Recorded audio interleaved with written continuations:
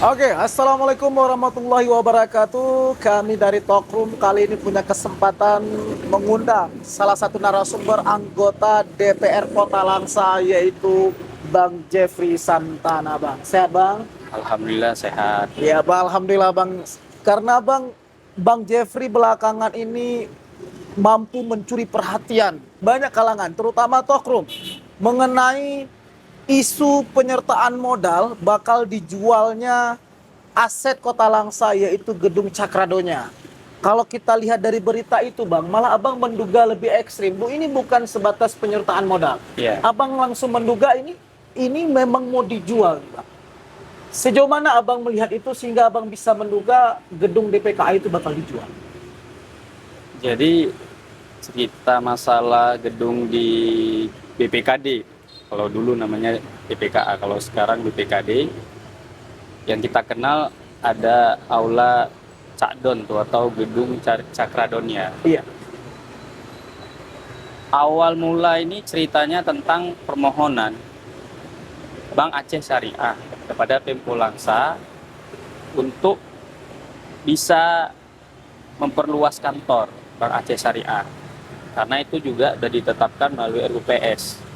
Kalau nggak salah saya dengar info kemarin dari Bank Aceh, mereka udah menetapkan itu untuk RUPS sebagai kantor mereka wacananya. Cuman kan dalam proses eksekusi itu kan kita perlu persetujuan dari DPRK Langsa. Iya. DPRK Langsa harus membuat kanun yang bersama-sama dengan pemerintah Kota Langsa. Iya. Jadi masuk kepada DPRK Langsa itu rancangan kanun atau rakan tentang penyertaan modal Bank Aceh Syariah. Tapi kita lihat di poin klausul setiap rakan, dalam rakan itu tadi ada poin penghapusan aset. Poin penghapusan aset Cakradonya. Tapi ini dikemas judulnya penyertaan modal. Terus timbul pertanyaan saya, kalau memang ini penyertaan modal tanah dan bangunan, kenapa harus Cakdon? Oh, itu karena permintaan dari Bank Aceh Syariah. Terus kita memanggil tuh Bank Aceh Syariah.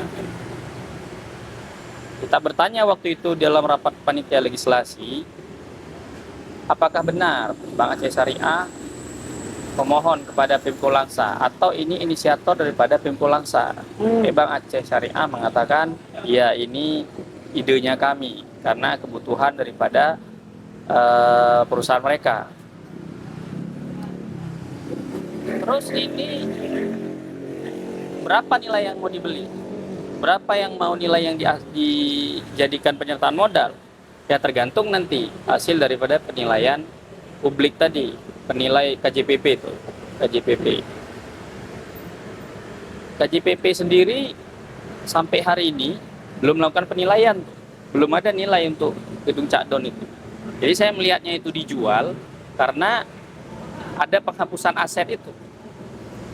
Dalam hukum kehilangan hak itu, kan kita kehilangan hak kepemilikan kalau udah kita hapus daripada aset. Iya, iya. Kehilangan kepemilikan itu cuma dua, dijual atau dihibahkan.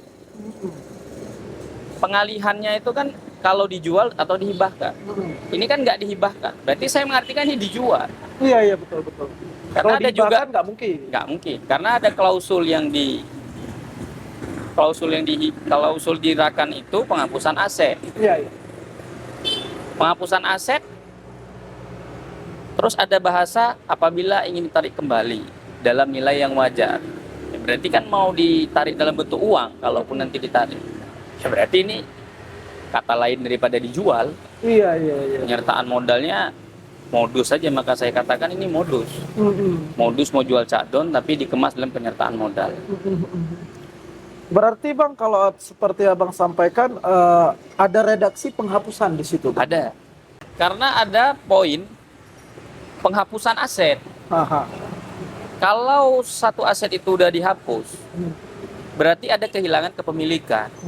Maka saya bilang poinnya cuma dua kalau dalam kehilangan kepemilikan atau pengalihan kepemilikan.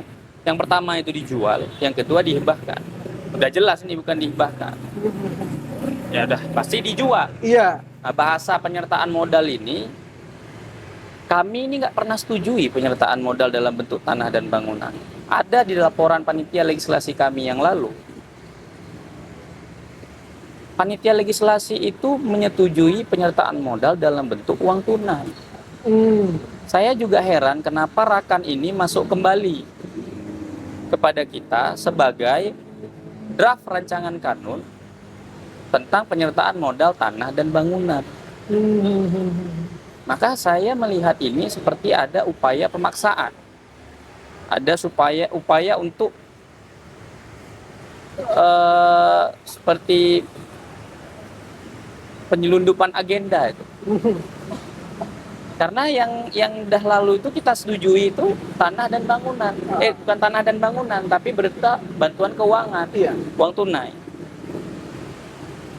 Tapi ini kan dalam pembahasan di Komisi 3. Komisi 3 juga udah memberikan statement kemarin, saya baca, mereka juga menolak. Karena hasil laporan mereka setelah kita baca, tidak sesuai dengan laporan panitia legislasi. Sekarang berarti posisinya ada di panitia legislasi. Saya salah satu anggota panitia legislasi. Dan dalam rapat tersebut pemerintah Kota Langsa sendiri apakah sudah ditanyai oleh Panlek sendiri wacana ini kenapa harus disertakan fisik gedung dan bangunan yang Abang maksud tadi? Oh ya, mereka tuh punya 3 alasan. Yang pertama tadi tentang Bank Aceh Syariah itu harus mengikuti peraturan OJK tentang minimum modal untuk suatu bank harus mencapai 2 triliun atau 3 triliun, nggak salah saya waktu itu. Nah, Bank Kota Langsa itu ingin berpartisipasi karena dianggap Bank Aceh ini punya Provinsi Aceh. Jadi Kota Langsa bagian daripada Provinsi Aceh ingin berpartisipasi membantu agar Bank Aceh Syariah ini tidak menjadi BPR. Karena apabila itu tidak terpenuhi, Bank Aceh Syariah menjadi BPR. Tapi pada rapat tersebut, saya buka handphone terus saya googling. Ternyata hal tersebut udah selesai pada waktu rapat itu, udah selesai, udah clear 6 bulan yang sebelumnya. Terus dalam rapat saya interupsi, ini siapa yang sok pahlawan sebenarnya? Pak PJ Wali Kota Langsa waktu itu Pak Insinyur Said Madum, saya bilang, Bapak bilang mau mendukung Pemprov Aceh, tapi sementara Pemprov Aceh sendiri udah memberikan bantuan keuangan sebesar 600 miliar untuk pemenuhan Bank Aceh Syariah. Jadi beliau bilang, oh alhamdulillah, kalau sudah terpenuhi berarti kita bersyukur akhirnya terpenuhi. Saya bilang, kalau memang tadi agendanya itu sudah terpenuhi, berarti Cak Don ini nggak perlu kita sertakan lagi sebagai alasan pertama sudah gugur. Ya. Kemudian susul alasan kedua, tapi ini Pak harus disetujui. Kenapa saya bilang harus disetujui? Karena kami butuh modal. Modal untuk apa Pak PJ? Modal untuk melunasi biaya kompensasi aset penyerahan aset Aceh Timur ke Kota Langsa. Berapa miliar saya? 18 miliar kalau nggak salah saya angkanya waktu itu. 18 miliar. Kita mau bayar pakai apa ini? Saya bilang kalau memang itu hutang Pak dan itu harus dibayar, kurangi aja belanja kita Pak. Jangan jual aset. Jadi untuk apa logikanya kita mau dapatkan aset, kita jual aset? Iya. Sama aja kayak gali lubang tutup lubang.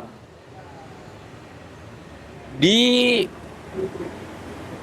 lagi dengan alasan kata-katanya. selanjutnya. Tapi Pak, harus Bapak pertimbangkan, ini merupakan sumber PAD kita nantinya. Terus saya bilang, Pak PJ Wali Kota, ini dengan hormat saya katakan, kalau dengan menjual aset kita menambah PAD, itu anak saya yang kelas 3 SD pun bisa.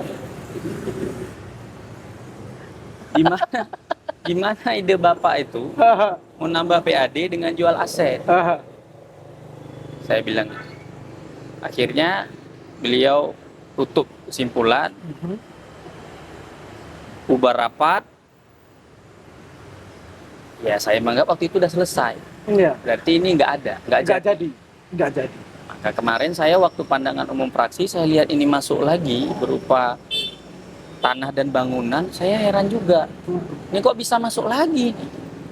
Saya tanya waktu itu Kabak Hukum dan Persidangan di DPR Kalangsa, Pak Kabak ini kenapa bisa masuk lagi? Tapi kan udah pernah kita tolak. Nggak tahu juga saya Pak. Ya kita nanti kalaupun mau tolak nanti aja Pak dalam rapat. Saya menduga ini kerjaan pimpinan. Tapi ya itu dugaan saya aja. Iya. Walaupun gitu ini kan udah berjalan. Ini udah di Komisi 3 udah ditolak. Ini udah di Panlek. Dan saya yakin teman-teman di Panlek pasti satu suara sama saya tuh juga ikut menolak.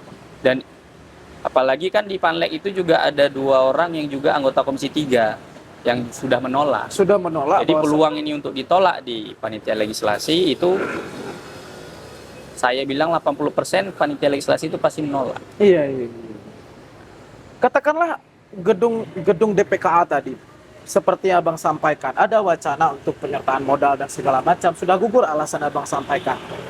Ada bahasa untuk meningkatkan PAD. Sekritis itukah keadaan Kota Langsa? Sampai-sampai ada wacana gedung dijual, aset dijual. Ini kritis dalam arti kata defisit keuangan. Iya. Itu ya maksudnya. Logikanya gini, kemarin kan ada berita bahwasanya PJ Wali Kota Langsa yang lalu, Insinyur Said Madu Majid itu mendapatkan penghargaan dari Mendagri terkait pengendalian inflasi terbaik. Secara keilmuan, tidak mungkin kita mendapatkan penghargaan pengendalian inflasi kalau kita defisit keuangan. Iya, betul. Defisit keuangan ini nggak ada.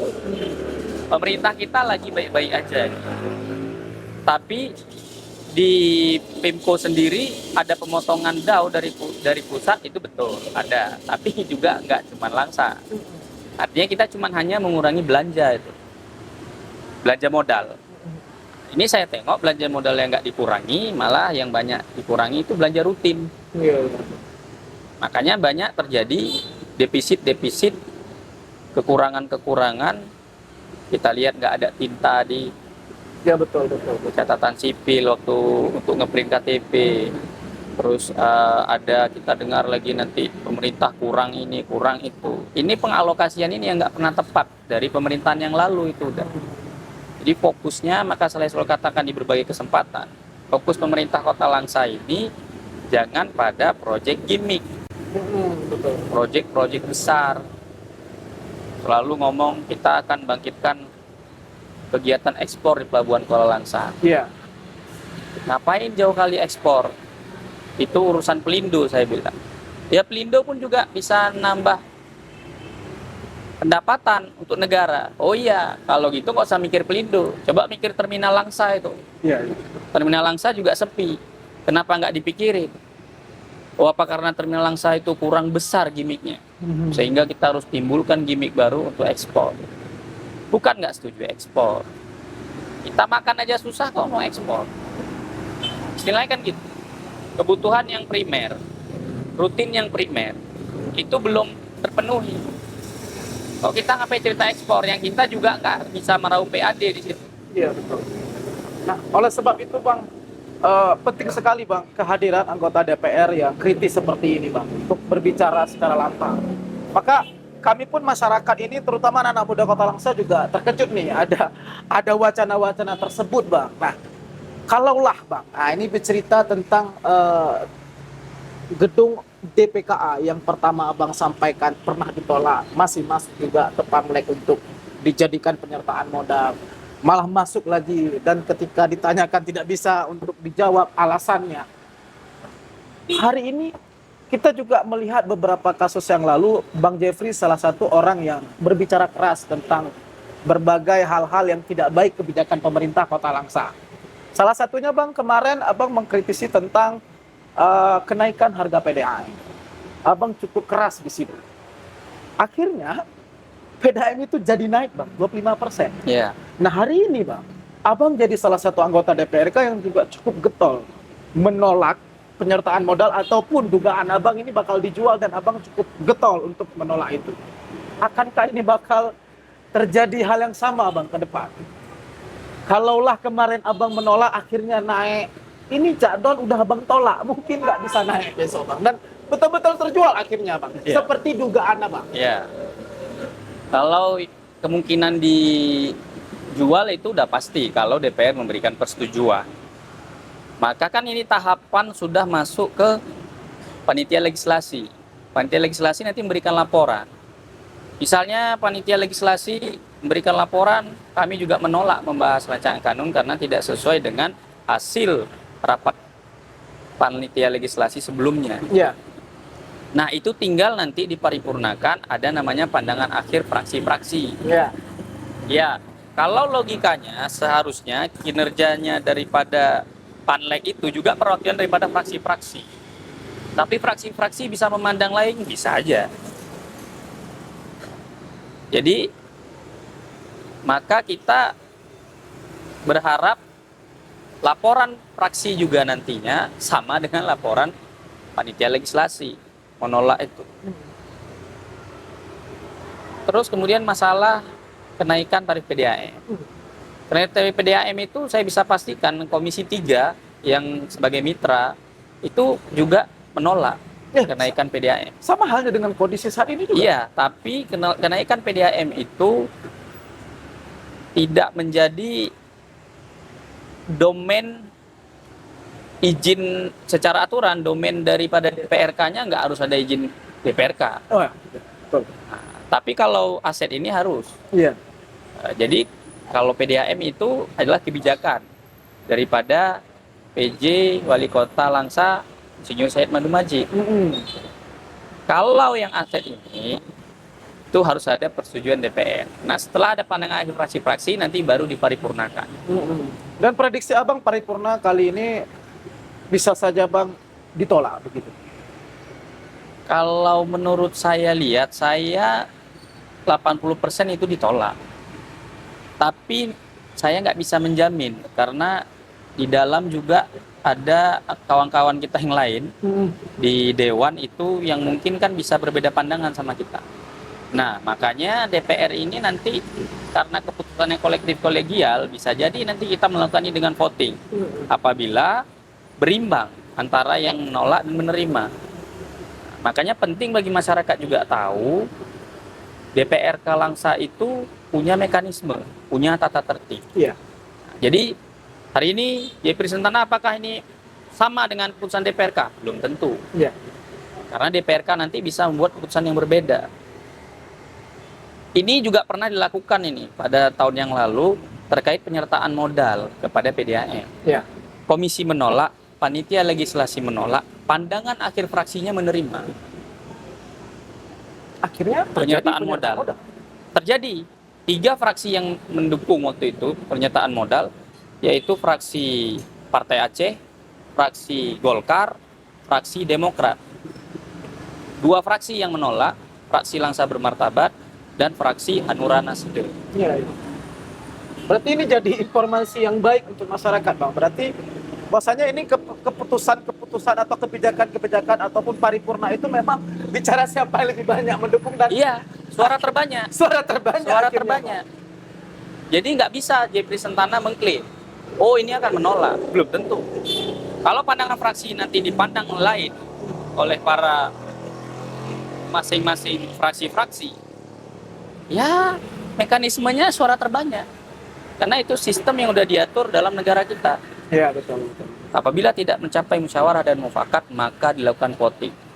Makanya Bang, kami berharap ya masyarakat Kota Langsa lah. Kalau saya pun dan kawan-kawan berharap Bang, aula DPKA itu janganlah sampai dijual, Bang. Iya, Jangan sampai hilang lah aset, Bang. saya Karena kan sepakat. Makanya kalau memang masyarakat Langsa ini juga berpikiran yang sama seperti kita, ingin menolak dijualnya Cak Don Langsa, tanya kembali kepada anggota DPR mereka ini yang dipilih kemarin.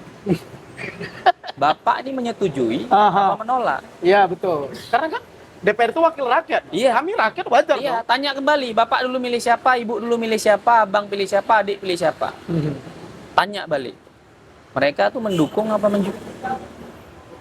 menolak? Betul, betul, betul. Ya Saya kan? sepakat, Karena kita sepakat. nggak punya. Kalau saya udah jelas menyatakan ini untuk ditolak. Karena Sangat menurut tegas saya nggak mungkin ini kita buat. Malah abang sudah berani menduga lebih jauh lagi, malah. Iya, tapi gini, kita juga mendukung Bank Aceh Syariah ini untuk melakukan istilahnya peluasan kantor untuk pelayanan lebih baik. Iya. Dan itu berpengaruh misalnya kepada kinerjanya mereka. Tapi kita juga udah kasih opsi waktu itu. Coba bicara kepada Pemko Langsa selain Cak Don. Kan banyak aset-aset di Kota Langsa ini yang juga belum terpakai secara maksimal atau terbengkalai. Kan juga ada. Iya. Jadi Karena juga Cadon kita itu sangat-sangat jangan Cak Don. karena sejarahnya juga ada tuh. Di Aceh Utara sendiri itu ada terjadi yang seperti di Langsa saat ini. Tapi aset yang diserahkan itu terminal yang di Lok Sukun. Yang kalau kita pernah naik bus itu lewat, itu memang terminal nggak layak lagi pakai. Iya. Udah 5 tahun terbengkalai. Itu wajar untuk dijadikan penyertaan modal. Malah itu langkah cerdas. Tapi kalau Cak Don, di situ ada aula. Kemarin 17 Agustus masih dipakai untuk resepsi kemerdekaan. Terus masih digunakan oleh BPKD. Dan masyarakat juga menggunakan itu, Pak. Itu. Terus ada aulanya, bukan aula, ada kantor Baitul Mal. Nah, aula itu juga kan masih menghasilkan PAD. Betul. Jadi nggak signifikan kalau yang diletakkan itu aset yang masih produktif, Dan potensial tuh. potensial. Terima kasih banget. Saya rasa apa yang Abang sampaikan tadi itu adalah aspirasi masyarakat pada karena Cak Don itu juga memiliki nilai historis selain dengan posisi yang sangat strategis, Bang. Nah, ke depan, Bang. Abang sebagai anggota DPRK yang cukup dikenal kritis-kritis dan satir-satirnya, Bang. Nah, baru saja dilantik PJ yang baru, Bang, ditunjuk. Akankah seorang Jeffrey Santana akan terus konsisten seperti yang kami lihat 2 edisi terakhir, Bang? Jadi konsistensi anggota DPRK itu memang seharusnya bukan dalam pergantian konteks PJ atau pergantian kepemimpinan. Siapapun pemimpinnya, selama anggota DPR itu masih dalam masa jabatan sebagai anggota DPR, dia harus tetap mengawasi pemerintahan. Karena itulah fungsi. Karena itu memang fungsinya. Dia melihat benar nggak nih? Apakah PJ ini benar, pemimpinnya ini benar? Karena memang diawasin itu pemerintahnya. Itulah tugas kita, itulah tugas DPR. Kita digaji untuk mengawasi. Malah kadang-kadang kalau saya ini lucu kalau anggota DPR misalnya punya visi misi. Nggak ada visi misinya. Tugas anggota DPR itu yang harus diketahui masyarakat itu cuma 3. Iya. Yang pertama dia fungsi legislasi. Legislasi, Legislasi ini terkait buat kanun. buat kanun. Seperti ini, segala macam. memutuskan kanun ini, rakan ini. Nah, terus yang kedua, fungsi pengawasan. Dia mengawasi pemerintahan itu. Kebijakan-kebijakan. Kebijakan, terus penggunaan anggaran. Nah, dia mengawasi. Terus yang ketiga itu fungsi budgeting. Dialah yang menentukan anggaran itu. Ini cukupnya berapa, tepat sasaran enggak. Nah, jadi fungsinya 3. Jadi kalau ada anggota DPR yang dia bagi-bagi bansos, dia boleh-boleh aja, sah-sah aja. Tapi itu bukan tugasnya. Iya. Itu tugasnya para eksekutif. Itu para OPD itu. Bukan tugas kita itu. Karena DPR sudah ada tupoksinya, yang Iya. sudah diatur dalam undang-undang. Betul.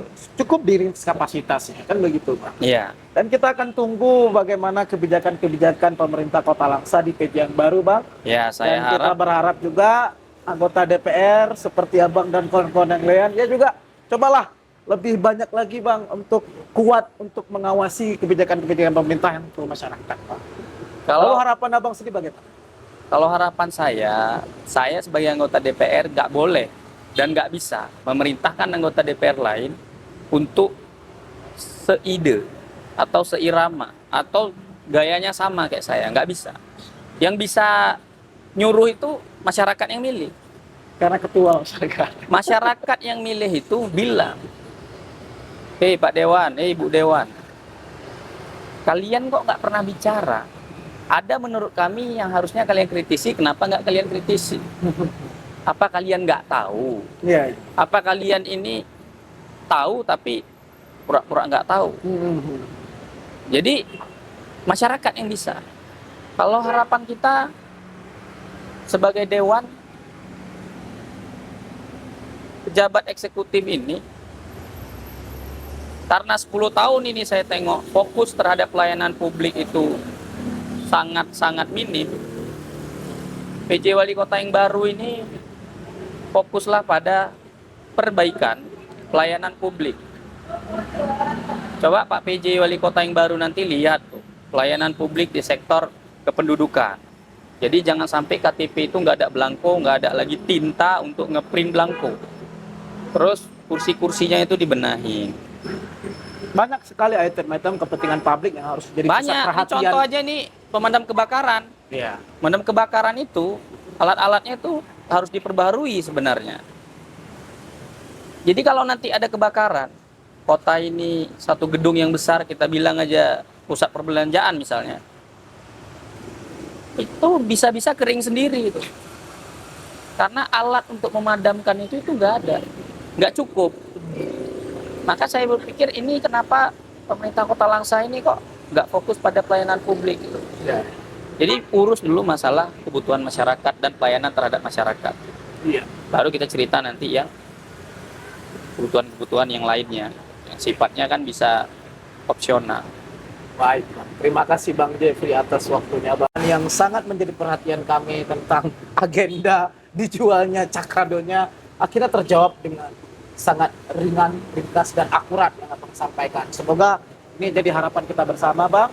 Terima kasih Bang Jeffrey, terima kasih kawan-kawan Panglek, dan terima kasih anggota DPR. Kalaulah ini cadong tidak dijual, Bang. Iya. Kalau tidak dijual, terima kasih Bang. Iya. Terima kasih Bang atas waktunya Bang. Mungkin dalam kesempatan lain kami bisa mengundang Abang kembali. Boleh. Untuk banyak-banyak kita berdiskusi tentang bagaimana keadaan Kota Langsa dan bagaimana kebijakan-kebijakan pemerintah Kota Langsa untuk kepentingan masyarakat, terutama dari fungsi anggota Dewan dalam mengawasi kebijakan pemerintah itu. Iya. Terima kasih. Sampai jumpa di lain waktu dengan anggota DPR yang lain dan juga mungkin dengan narasumber yang sama. Saya Didi. Assalamualaikum warahmatullahi wabarakatuh.